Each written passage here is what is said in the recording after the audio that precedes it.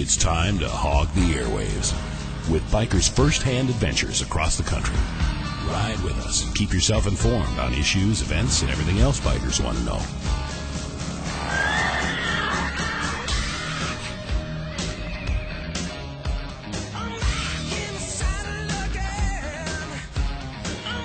The road is their home, and it's time to find out where are they now.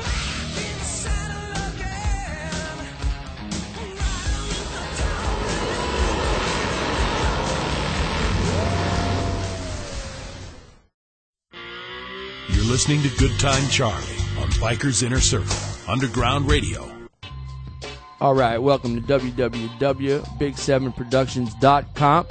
Bikers Inner Circle, internet radio and video, and it's music to wrench by and biker rap and all kind of cool stuff. I'm Good Time Charlie, your host, man. If you're checking this out on YouTube, feel free to come and check out our website, man, and check it out. We got a show we do every week. And it's a new show, so you can check it out all week long. And it's all about, lifestyle of American motorcyclism. So check it out, okay? We're going to get into a story now. One of our hosts on the show, Thumper, down from Prescott, Arizona. And this part of the show is sponsored by Thumper's Motorcycles down there. Okay, so check that out.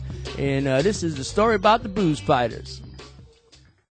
So what they did was they're sitting around there drinking, having a good time. They said, well, what do we call this little organization? They said, well, I don't know, man. So this old drunk at the end of the bar says, well, you guys like booze? They go, why, that's quite right. You guys like to fight? And they go, definitely, we certainly do like to fight. So he said, why don't you call yourself the Boozefighters? And the Boozefighters were born, ladies and gentlemen. What the Boozefighters do stand for, and I believe there are two things America needs more than ever before, was more cowboys, more Boozefighters. What we stand for is camaraderie and brotherhood of the road. We are not an outlaw organization. Okay? What we do is we promote, the word old school kind of sticks in my throat. It's really common sense, respect, love your country in spite of the governors who run the damn thing. Yeah, that's what I'm saying. That's what I'm saying. And love your brothers and love your wives. So the way we do it is your family, your job, your club. That's the way we run it. Now, why I'm getting all this is I'm going to tell you the history of the Boozefighters, and I'm going to tell you why you're all here today. You heard us called the original Wild Ones. Is that not right? All right. The reason we are is because in 1946 the Boozefighters formed. They became a club. Okay. They got together and what they do, they raced. Try to pay attention because I can't repeat the shit because I've been hit in the head a lot. Between the 60s and blocking with my head in the 70s and taking medication now, I hardly remember where the hell I am. So please pay attention because I'll probably see this footage later and go, oh shit. Anyway, so what they did was in 1947 there's a town called Hollister. Who knows about Hollister? Oh, now we're catching up. We got more Hollister knowledgeable people than veterans. Okay, so here's what they did. They went to the races in Hollister. The Yellow Jackets were there. The Top Hatters were there. The Galloping Gooses were there. No, I can't say that. I already said F.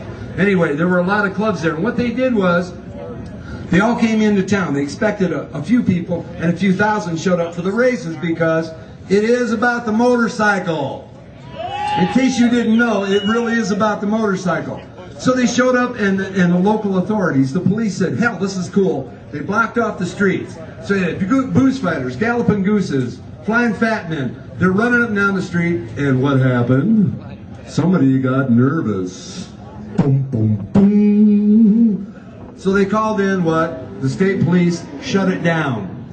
But there was a photograph taken. It was a phony photograph, and what it is this big, fat pig of a dude, who is not a biker, by the way, sitting on a hog with all these bottles. All these bottles are piled around him. Look at the photograph. Check it out. It's a fake photograph. Now, this was an article that was written, and the article read, Motorcyclists Take Over Town. It was supposed to go into one of the California newspapers, but it ended up in Life magazine. So Hollywood went, that gives me a particular hard-on. I think I'll follow this through. So they decided to make a movie called The Wild Ones. That's right. And who starred in that movie? And who else was in the movie? Lee Marvin. Okay. The founder of our group, and I want to mention this too. This is for Vern Autry, who was here tonight, and I'm getting to this point, but God dang, I love you guys, and you got me so excited. I got to tell you about my club, okay? So here it is.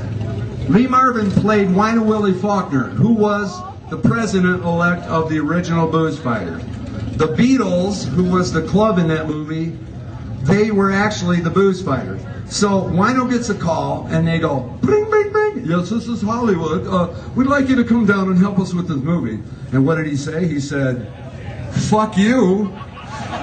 Why did he say that? Because they had enough shit with the Life magazine article. He said, we're not helping you do nothing because what you've done is you've made us look bad and you've really hurt us. Because all we want to do is what? We want to party, we want to race, and we want to get together. So what they did was they made this movie and they went ahead and wrote it, and it was kind of West Side Story with drunken people. One of my favorite lines out of the movie is, give me one of them crazy beers, mans. And then they go into a dance number.